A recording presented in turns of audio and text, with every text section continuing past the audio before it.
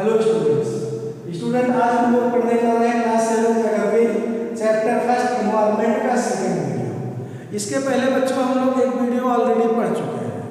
उस वीडियो में भी हम लोग ने एनवायरनमेंट से संबंधित बहुत सारी चीज़ें देखा है, बहुत सारे महत्वपूर्ण पॉइंट पे डिस्कस किया है। लिथोस्फीयर हम लोग देखा है, हाइड्रोस्फीयर देखा है, एटमॉस्फेयर देखा है, different types of air we have already discuss to there. Biosphere के बारे में हम लोग डिस्कस किए हैं। But now what we are going to understand under this video lecture. तो बच्चों इसमें हम लोग क्या देखने जा रहे हैं, क्या समझने जा रहे हैं? इस वीडियो लेक्चर में हम लोग समझेंगे सबसे पहले व्हाट इज इकोसिस्टम, उसके बाद देखेंगे ह्यूमन एनवायरनमेंट, फिर अर्ली मैन से related environment and modern human. इसके बारे में हम लोग मॉडर्न ह्यूमन जो है किस तरह के एनवायरनमेंट को क्रिएट करते हैं इसके बारे में देखेंगे। सो बच्चों सबसे पहले हम लोग शुरुआत कहाँ से करते हैं? What is ecosystem? इकोसिस्टम क्या है भाई? देखिए बच्चों, a system form by the interaction of all living organism, जितने भी जीवित जीव जंतु हैं, पेड़ पौधे, plant and other living organism also, इन लोगों के द्वारा एक सिस्टम, एक व्यवस्था क्रिएट की जाती है with each other with physical and chemical factors, और उन लोगों के फिजिकल और केमिकल, जैसे फिजिकल व्यक्ति का उपस्थित कहीं पे है, ऐसा नहीं है कि किस तरह से कोई जादू मंत्र मार दिया, यहाँ से चला गया दिल्ली पहुँच गया एक मंत्र से। फिजिकल उपस्थिति कहाँ हुई उसकी? तो फिजिकल और केमिकल में किस तरह से व्यक्ति खा रहा है, पी रहा है, केमिकल आइटम व्यक्ति यूज कर रहा है in their life and they are taking breath, सांस लेते हैं, ऑक्सीजन यूज करते हैं, ड्रिंक वाटर, और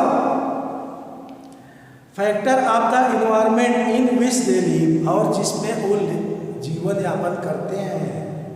all linked by transfer by energy and material, और ये सभी आपस में लिंक जुड़े हुए हैं, ट्रांसफर करते हैं क्या? एनर्जी और मटेरियल एक दूसरे को। सारे लिविंग ऑर्गेनिज्म एक दूसरे से कोरिलेटेड है, आपस में संबंधित हैं, बिना एक के दूसरे का लाइफ संभव नहीं है। ह्यूमन लाइफ नहीं पॉसिबल है अगर अदर लिविंग ऑर्गेनिज्म ही ना रहे। तो प्लांट, पेड़ पौधे and other animals living organism रहेंगे तभी आसानी से जीवन संभव है। Neither well you will take oxygen, आप सांस कहाँ से लेंगे? आप बिना प्लांट के खाएंगे क्या? पेड़ पौधे नहीं रहेंगे तो जीवन यापन आपका कैसे होगा? So all these are also essential part of human life students. So this you can say as a system of ecosystem. अब आप देखिए, आपके यहाँ स्टोरी ऑफ रवि के बारे में क्या चर्चा किया गया है। तो रवि जो है इसकी चर्चा करते हैं अपने स्कूल में, और स्कूल में चर्चा करने के बाद कुछ बच्चे चर्चा करते हैं कि हम राजस्थान में गए थे, वहाँ की क्या परिस्थिति थी, वहाँ की चर्चा करते हैं, डिजर्ट प्लेस था। दूसरे बच्चे बताते हैं हम कहाँ पे थे, केरला में थे, वहाँ की पोजीशन एजुकेशनल अलग थी, जम्मू कश्मीर से बच्चे। That means different place, different location and atmosphere also. आप देखिए क्या बताया जाता है, टीचर क्या कहते हैं उनको? All plants, animal and human being depend their immediate surrounding.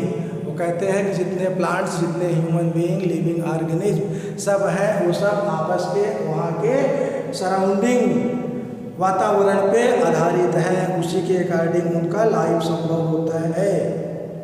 Relation between the living organism and their surrounding form an ecosystem.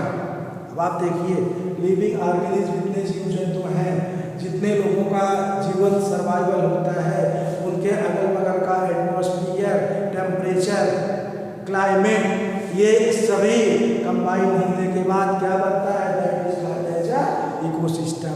इसी को बच्चों इकोसिस्टम बोला जाता है। फॉर एग्जाम्पल आप क्या कह सकते हैं? फॉरेस्ट का इकोसिस्टम डिफरेंट होगा, ग्रासलैंड हरियाली रहेगी, डिजर्ट तो डिजर्ट सूखा मौसम रहेगा भाई। This is the ecosystem. तो ये अलग अलग प्लेसों का अलग इकोसिस्टम होता है बच्चों हम लोग देखेंगे क्या? Human environment. Environment created by human being are interaction with it are modify it according to their needs. अब आप देखिए ह्यूमन क्या होते हैं? ह्यूमन अपनी आवश्यकता के अनुसार इन्वायरमेंट को बदल लेते हैं, परिवर्तित कर लेते हैं। लोगों को जिस तरह से टेम्परेचर की आवश्यकता होती है वैसे बना लेते हैं। ऑक्सीजन को यूज करने के लिए ऑक्सीजन तैयार कर ली जाती है। घर में गर्मी लगती है, आप फैन यूज करते हो, कूलर, एसी यूज करते हो, आप सिस्टम को परिवर्तित कर लेते हो। आवश्यकता अनुसार व्यक्ति एब्जॉर्ब कर लेता है। इसको हम लोग देखते हैं बच्चों अर्ली मैन और मॉडर्न ह्यूमन के तरीके से। अर्ली मैन कैसे थे और मॉडर्न ह्यूमन के लोग कैसे थे। आप देखिए अर्ली मैन की पोजीशन क्या थी। वो लोग कहाँ पर रहते थे? जंगलों में रहते थे। और वहाँ पर लोगों को खाने पीने कोई अच्छी व्यवस्था नहीं थी। और आज के समय में क्या है, अगर किसी को भूख लगेगा खाना बनाएगा, तैयार करेगा, या बना रखा है या मार्केट से लेगा उसको खाएगा। उस समय क्या था? उस समय भूख लग गई, कोई जानवर दिख रहा है, पकड़ो, मारो एंड यूज इट। क्या पोजीशन थी? तो क्या हुआ आपके समय में, उसमें क्या डिफरेंस है? किस तरह लोगों ने समय के साथ, एटमॉस्फेयर के साथ एडजस्ट किया, नई नई टेक्नोलॉजी सीखा और उसका यूज किया अपने लाइफ में, अपने लाइफ को इम्प्रूवमेंट करने के लिए। अब आप देखिए human learn new way to use the change environment. व्यक्ति नए नए तरीके सीखते हैं, टेक्निक सीखते हैं, इन्वायरमेंट को चेंज कर देते हैं अपने लाइफ को सरवाइव करने के लिए। कैसे? आप देखिए व्यक्ति ने क्या शुरू किया? Started growing crops. क्या शुरू में फसल उगती थी? क्या जब ओल्ड मैन थे, अर्ली मैन थे तो लोग फसल उगाते थे? वही अर्ली मैन धीरे धीरे लाइफ के साथ परिवर्तित होने के साथ सीखे। परिवर्तन का रिजल्ट है, तब लोगों को जानकारी हुई। Domesticated animal and lead to settle life. लोग डोमेस्टिक एनिमल का पालन करने लगे, जीवन को सेटलमेंट, एक स्थिर यूज करने लगे, जंगल से बाहर निकलना शुरू कर दिए। इन्वेंशन ऑफ व्हील, पहिए का आविष्कार हुआ। Production of surplus food, extra भोजन तैयार करने लगे। एंड मेनी अदर आल्सो, बहुत कुछ करने लगे पहले से अब में। आपको जानकारी है बच्चों। No doubt today we are able to achieve whatever we want. और आजकल समय क्या है? आजकल हम लोग जो चाहें उसको प्राप्त कर सकते हैं through interacting with environment. But human must learn to live and use their environment in harmonious way. आप देखिए बहुत जरूरी सेंटेंस है। व्यक्ति को अपने लाइफ को सर्वाइव करने के लिए हर व्यवस्था को, सिस्टम को बदलने का वर्क किया जाता है, बदलता है। अपने अनुसार व्यक्ति एटमॉस्फेयर को चेंज कर लेता है। गाड़ियों के स्मोक निकलते हैं, इट इज अ डेंजरस। व्यक्ति को ध्यान देना चाहिए, साइंस को ध्यान देना चाहिए, टेक्नोलॉजिकल सिस्टम मैनेजमेंट को ध्यान देना चाहिए कि ऐसा कुछ ना हो जो व्यक्ति के लाइफ के लिए आगे चल के क्या हो, हार्मोनियस, इंजरियस, खतरनाक। ठीक है ना? Be sure should be doing, ऐसा करना चाहिए। लेकिन ये ध्यान देते हुए ऑल एक्टिविटीज पीपल में यूज, सब किसी के साथ ही आप व्यक्ति कर सकता है।